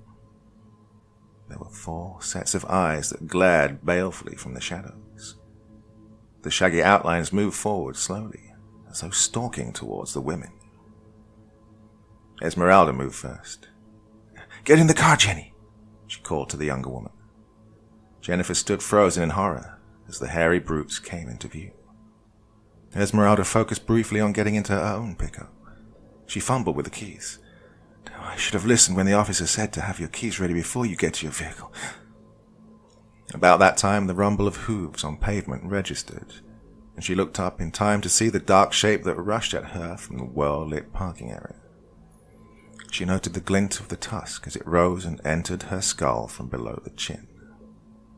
The impact was so fierce that it drove her back into the open truck door and tore the door from its hinges. By then, Jennifer was able to scream. The scream didn't last long as she was bowled over and trampled by a quartet of swine. Once they started to eat her alive, she was unable to make any noise other than a gurgle from her missing throat. Fortunately, she lost consciousness quickly. 20 minutes later, as Officer Therese headed into the parking lot to go home for the evening, he saw that the vehicles that belonged to the cleaning crew ladies were still in the lot. He called over to the other officer who was headed towards his own car. "Hey, Jay, did you see the cleaning ladies?" Officer Johnson, Jay, looked up from the text he was typing, and without actually looking around said, "Nope, just us chickens." Torres then registered the dark shapes moving through the thin line of trees behind the lot and the roadway. He saw the damage to Esmeralda's pickup, and his heart skipped a beat as he noticed the large puddles of blood and bits of soft tissue and bone scattered across the pavement. "Oh, fuck," he said quietly, then shouted to Johnson, "Get over here, help." He pulled out his flashlight and his sidearm and started walking quickly toward the horrific scene. He used his radio to contact dispatch and request assistance from the supervisor, who was still inside the office, and to send EMS. As he made it to Esmeralda's pickup, he saw that the dark shapes in the shadows of the pines had halted.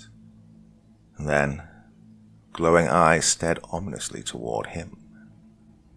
Johnson approached quickly and panted out, "On your left." Torres spared him a glance. The younger officer was winded from fear stress rather than physical exertion. Jay was in good shape and was on target with his sidearm. The officers used their flashlights to illuminate the faces that contained those terror-inducing eyes. What they saw was 5 sets of enormous porcine features smeared with fresh gore. There were scraps of bone and flesh on the ground near their feet. But most noticeably, the monsters looked angry at having had their repast so rudely interrupted. The big boar snorted loudly and pawed at the ground in front of him. His mane bristled. It was a warning. The officers had been hesitant to fire. They had clear policies on when to shoot at animals, but as the boar lowered its big ugly head, Torres came to the conclusion that policy or not, this was an appropriate situation to shoot. He fired all the rounds in his 16-round magazine before the enormous pig struck him and bowled him over like he wasn't even an obstacle. As soon as Torres fired, Johnson joined in a reflexive reaction. He sprayed and prayed and emptied his magazine into the 4 other porkers. Jay shakily reloaded as the boar hog tore into his partner on the ground. Despite his sorry shooting, his targets had remained in place, so he'd gotten in a lucky shot and taken out one of the larger sows. She wasn't dead, but dying. Maybe Torres had hit her too. Jay had hit one of the other 3 in the right hip, and it was spinning around its own body with incredible speed, trying to locate the creature that had so viciously stung it. Eventually that one collapsed into the injured leg and had difficulty standing again. Officer Johnson didn't see all of that. The remaining 2 blasted into him before he could seat the second magazine. Well, they made short work of the 2 officers. Then, after they checked on the now dead sow, they quickly moved into the thicker woods across the road and headed back to their den to grieve, but with full bellies. The supervisor and night officer came out quickly in response to the radio call, but arrived only in time to watch as the sounder disappeared into the shadows. EMS arrived shortly, and then Life Flight arrived and transported Officer Johnson, who clung on to life by a thread. His left arm had been torn from his torso. Officer Torres only lasted a moment. His intestines were spilled onto the front of his pants. His vest had been made for bullet impacts rather than stabbing objects. The rest of his body was trampled, and it was clear that his ribs had been crushed. His supervisor held his hand as he breathed out the last part of a Hail Mary and expired. He'd managed to press record on his body camera just before he drew his side up. The video wasn't the greatest, and it mostly showed dark figures rushing and flailing, and the audio was mostly screams, grunts, and unpleasant sounds. Yet the frame-by-frame review finally produced at least one clear photo, and thus was born the legend of the saber-toothed hogs. It was an overnight hit on social media and in the press. There was evidence, at least from the meager remains of the cleaning crew, that the hogs had become human-eating predators. Investigators found porcine DNA in the mess that was Jennifer and on the uniforms of the responding officers. There were definite abnormalities that led to further testing. Someone puzzled out one of the abnormalities, and they drug tested the samples. They found trace amounts of methamphetamine and ketamine. The assumption was that one or more of the victims had been using the substances. Officer Johnson somehow managed to survive, though he would require a lifetime of both physical and psychological therapy. Well, he wasn't much help with his recollection of that night. Oh, so much blood. Oh, those poor ladies. It was so big. He ranted in short, staccato sentences. He made a great media figure, though. Young, a military veteran, gym rat, handsome. At least as long as one viewed the before photos. He was set up for an experimental prosthesis, which made for an ongoing series in the local media, but that was a long while later. Once the various law enforcement agencies had enough information, the dots connected, and several missing persons cases were attributed to suspected feral pig predation. The hunt was on for the sounder of mutant, saber-toothed hogs. Professional hunters volunteered by the hundreds. Every law enforcement jurisdiction and politician wanted in on it, and every nut with a firearm wanted to be the one to get the big boar as a trophy and for notoriety. The experts provided opinions and discussed various theories on why omnivorous creatures would suddenly become carnivorous predators. The primary consensus was that it had to do with climate change, the popular theory for anything odd in nature. The campus became the center for the hunt, and classes were disrupted by the presence of so many emergency responders. Parents pulled students from classes at the campus because of safety concerns. Property became a zoo of humanity. The woods from the interstate highway to the river and from the highway bridge north to a major FM road were closed. Neighborhoods and businesses were put on mandatory curfews, and volunteer guards set out to patrol in their pickup trucks, complete with wannabe heroes perched in the beds with rifles and shotguns. Everyone was on guard for the hogs, except for the retired on-active duty security guard posted at a local manufacturing business that had somehow evaded the floodwaters. His company had been contracted because of the hog murders. The atmosphere of fear had led to a boom in security contracts for the duration of the emergency. The guard's name was Fredericks, but everyone called him Gollum. He looked like the movie version of that character, grown to 6 feet tall and aged around 45.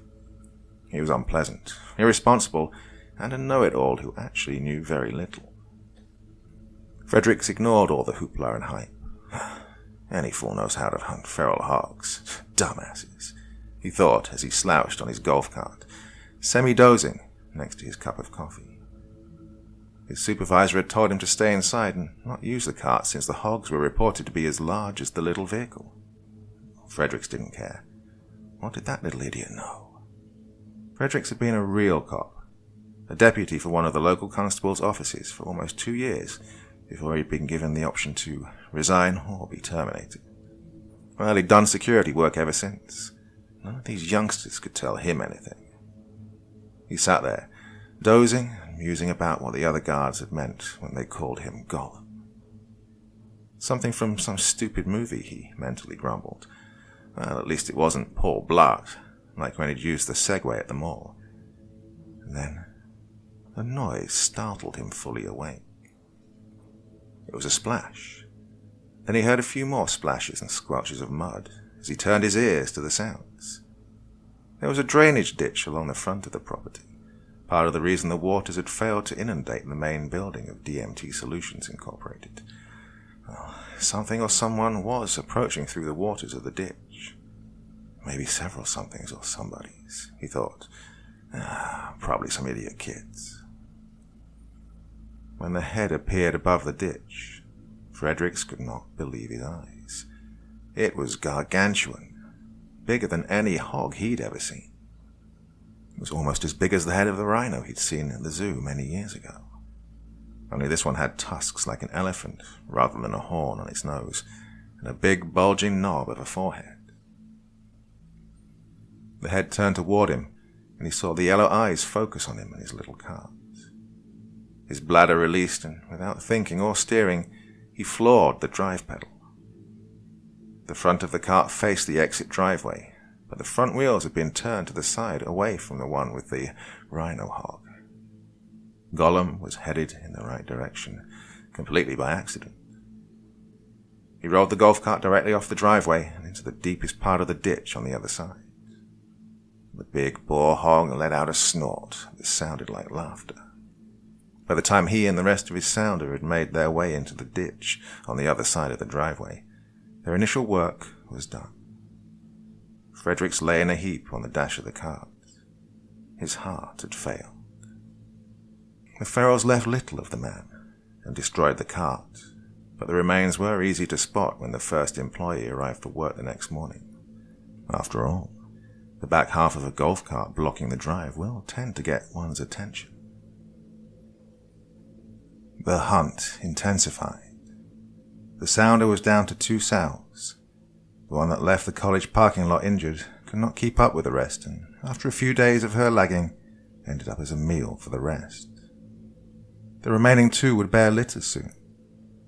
They'd all noticed that the more they preyed upon the 2-legged creatures, the more they grew.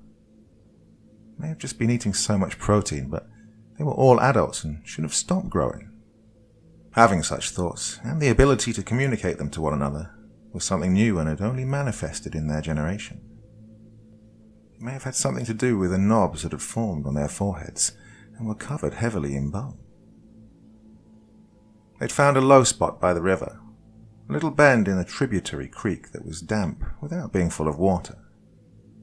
They used it as a wallow. They always felt unusually energetic after a wallow in that spot.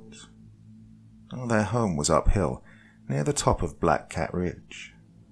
The flood had left behind a large old oak just below the high water mark of the flood. The roots had come to rest over a low spot in the ground. With a little digging, they'd made a nice den. Since then, the local weeds and brush had grown, and leaves and pine straw had fallen to provide some camouflage. it would be a nice, safe place to raise a family. The two legs who had inundated the area in the past few days trounced past it without a glance. Hopefully they would leave soon. They'd started to travel in groups and carry weapons. If they didn't go away soon, the sounder would have to take on a group of them, or leave altogether. Don't know why the dogs won't track him, Travis said as he looked toward the other 3 members of his party. I do know that hardly anyone has looked up this way. Nobody likes going up hills. Ain't that high of a hill, but, well, folks are lazy. Travis was a volunteer with hunting and tracking experience. His friend Billy was in the group along with a deputy and a police officer from local agencies. They'd made their way up the ridge and over to the backside that faced away from settled areas and toward the river. The thing is, if I was a hog, I'd hide as far away from people as I could. Billy snorted. You are a hog. A bear and pork rind hog, and you do live away from other people. They shared a laugh. It was apparently an old exchange between them. The 2 police officers exchanged a look as well, and silently panted with exertion as they climbed up from a draw that cut into the ridge. They'd had a rough hike. The land and vegetation were unforgiving, and each was carrying an AR-style rifle. The 2 hunters carried short-barreled 12 GA shotguns, what they called pig guns. They all wore pistols and carried knives. Billy carried a machete in a sheath, but they'd mostly stuck to game trails, so he hadn't had to use it much. The officer cursed as he stepped into a wet hole from where a tree had rotted in place. That's nasty. Cold, too. The others tried not to laugh. The holes were covered by pine straw and were difficult to spot, so it could have happened to any of them. He pulled his leg from the hole and shook off as much of the muck as he could. Well, they'd all pause for a moment, to ensure he hadn't twisted his ankle or knee. The deputy leaned his weight on the hand he placed against the trunk of a large uprooted oak tree as he caught his breath. I really need to get back in the gym, he thought as he heard a loud, deep, octave grunt and snort from the other side of the hole, where the top part of the tree began to spread into branches. All members of the party turned toward the sounds. They all knew what had made them: a feral hog. And then a tremendous beast appeared suddenly at the root end of the tree. It moved incredibly fast for such a large animal. Before any of the men could react, it was upon them. It directly struck Billy and pushed him into Travis, and then lifted both men into the air. Its rear flank crushed the deputy against the hard wood of the tree. The officer stood a few feet away from the rest and did a great job in bringing his rifle to bear, but about that time, he felt something tear into the back of his left thigh. It entered just above the back of his knee joint, a spike that then tore upwards and ripped through his left buttock. He landed on his right side, rifle dropped and forgotten in his newfound agony. He didn't suffer long. Enormous porcine jaws clamped on his neck, and he could have sworn he heard a snap before his vision faded down a long, dark corridor, and sounds and sensations ceased. Another ghost for the storied Black Cat Ridge. Well, the others fared no better. The boar had burst through the group, then made an amazingly quick and agile 180-degree turn to charge back into their midst. He focused on Travis until the man lay in a ball around his own offal. Billy had been unable to rise. His right femur was broken, and he was already in shock. Fortunately, he clenched his eyes shut with the pain and didn't see the steer-sized hoof that crushed his skull. The deputy had been bruised and winded, but otherwise he was not seriously injured. He watched on in horror as the beast made it spin and again attacked the 2 hunters. He'd seen bulls at the rodeo make spins like that to get rid of riders, and then rapidly turn and try to gore them. Yet he was always amazed when such bulky creatures displayed highly dexterous acrobatics. He dropped the AR when the boar struck him, so he quickly drew his sidearm. His peripheral vision noted a dark blur as a set of teeth buried into his forearm, and he was suddenly and painfully yanked from his feet and dragged along the side of the tree trunk. As they passed the roots, his other arm snagged and he came to a momentary halt. Then he felt his forearm separate from his elbow. The unlucky, or perhaps truly fortunate man passed out from the pain and sudden blood loss, and so didn't feel the rest of what happened to his body. When the party did not report back to operations, the sheriff and the command group looked into where the team had been assigned to search. Crest of Black Cat Ridge. Figures, he spat. Nothing good ever comes from that area, except when Harvey washed out the meth monkeys. He looked around at the commanders. It's getting dark. Probably best to plan and wait until morning. Early morning, maybe we can catch them while they're still stirring. One of the commanders piped up. What about the missing men? Are we just going to leave them out there? The sheriff offered the man a steely gaze. They got lost or worse in daylight. You've seen those woods. You want to go traipsing through them in the dark? He looked around at the others. Oh, we need a plan. Feral hogs are smart. They have a great sense of smell and are downright uncanny when it comes to spying traps. Any thoughts or suggestions? The game warden captain in charge of organizing the volunteer hunters took up the gauntlet. We have enough people to make a tiger hunt. No elephants, but a couple of monster trucks may do the trick. The discussion went on for quite a while. At least they finally had a specific location to search. If the party had been attacked, it had happened in daylight, so they must have been near a wallow or a den. The plan would cover both a search and rescue operation and a hunt. So they all went to their various sleeping arrangements, confidently and satisfied. Before dawn, the entire emergency response group was on hand for a briefing, to include assignments. The mission would combine looking for the missing team members as well as trying to locate the hogs. The sheriff filled them in on the attack on the security guard. The security guard from one of the local companies was slaughtered the other night, and his golf cart was shattered and scattered. Some of you may know him. I've heard his buddies call him Gollum. His real name was Fredericks. He paused and looked around for confirmation. There was none. Oh, there was another video recording. From the building, very clear. The big boar looks to stand around 5 feet at the hump on his shoulders, and weighs in a good 800 to 1,000 very lean pounds. The tusks are abnormally long, and there's an odd lump between his eyes. This monster doesn't need the saber-toothed tusk to kill. It needs only to trample or crush. Now, time is short. We'll meet at the base of the ridge in 10 minutes.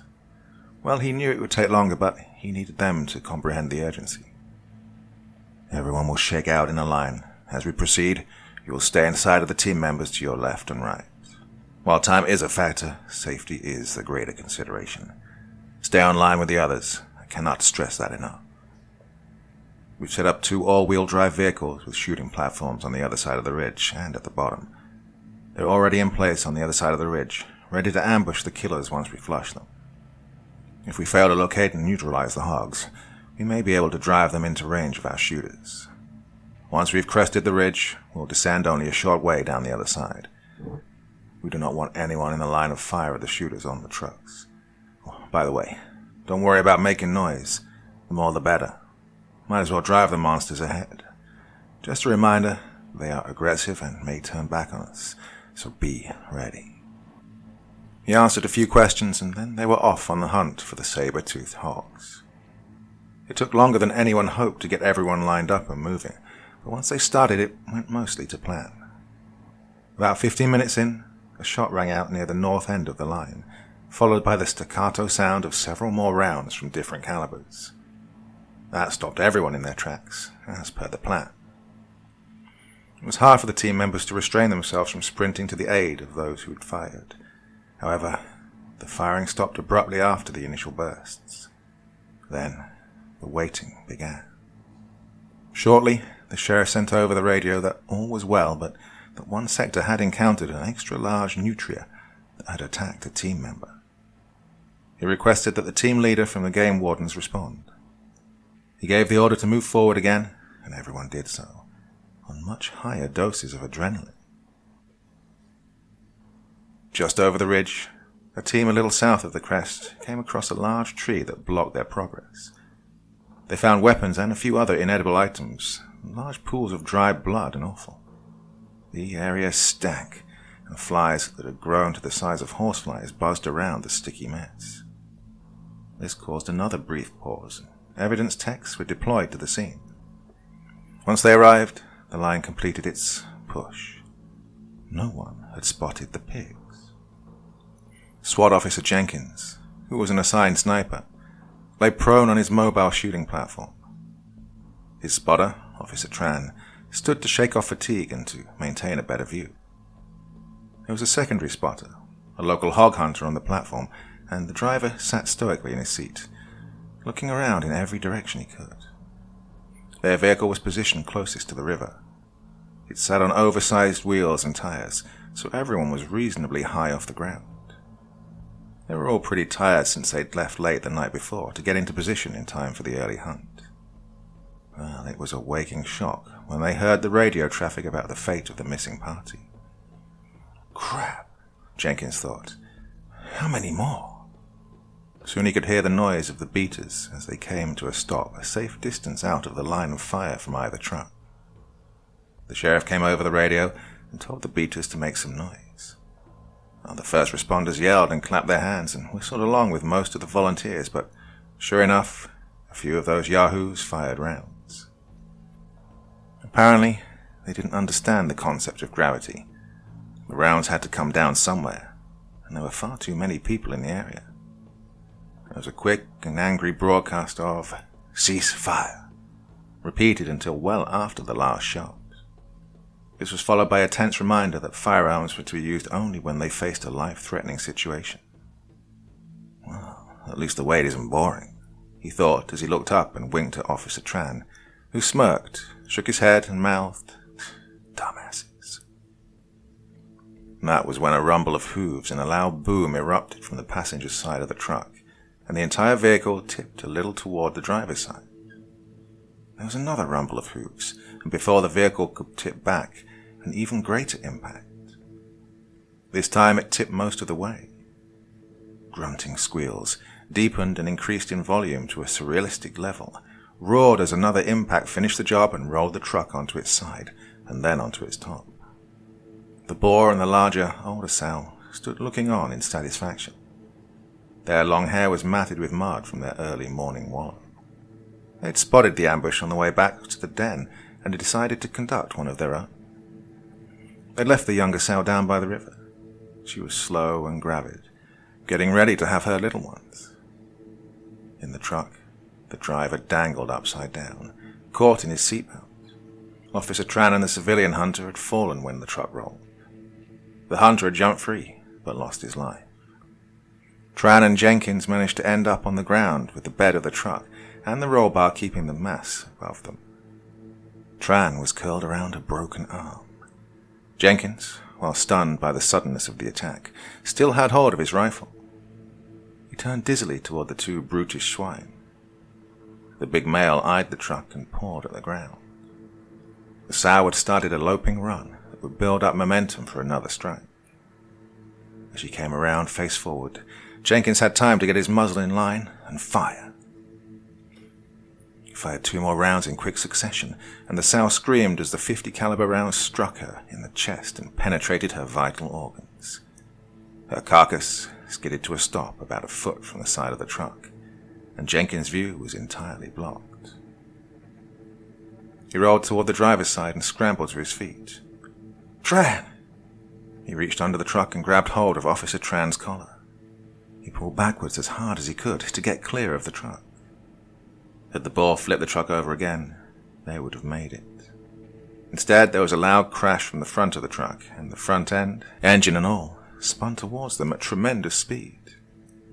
The impact sent both men sprawling into the underbrush, both of them stunned and helpless. Jenkins could hear the sounds of shouts and the rumble of many running feet as the beater crew poured down the ridge to rescue them. He managed to open his eyes and look toward the ruined truck, just as the boar rounded the front and glared at him with furious eyes. The truck had made a full 360-degree turn with the top of the cab as an axis. The boar pawed at the ground, bristled its mane, then, just as it squatted to begin a trampling charge, a shot rang out, followed rapidly by 11 more. boar stumbled away from the cab area of the truck and fell onto its side. Everyone had forgotten about the driver, who carried a .45 caliber pistol with high-powered ammunition. He emptied the entire magazine into the neck of the monster hog from no more than 3 feet, and he was a good shot, despite being shaken and dizzy and dangling upside down. The saber-toothed horror struggled to regain its feet, though it bled profusely. About that time, the beaters and the hunter who'd been thrown clear when the porcine terrors hit the truck arrived and added their own rounds to the mix, and eventually the boar hog stilled and expelled its last breath. The photos and video footage were impressive. The head would eventually be mounted at the sheriff's office and featured in election poster photos. Jenkins and Tran made a full recovery, and the shy driver, Hunter, ended up making the talk shows as the hero that brought down the saber-toothed feral hog. The funerals for the party of dead searchers were massive and vied with election news coverage in the media and social media for the next 2 weeks. Hunters were scheduled to come in and remove or destroy the other affected fauna. The only argument was which agency would pay for the hunters. On the other side of the San Jacinto River, the younger sow nursed her litter. Their new den was a little low-lying and swampy for her tastes, but she would tolerate it until the piglets were weaned. That would best be soon, she thought in Porkinese. My little boars already have tusks, and they're uncomfortable to suckle.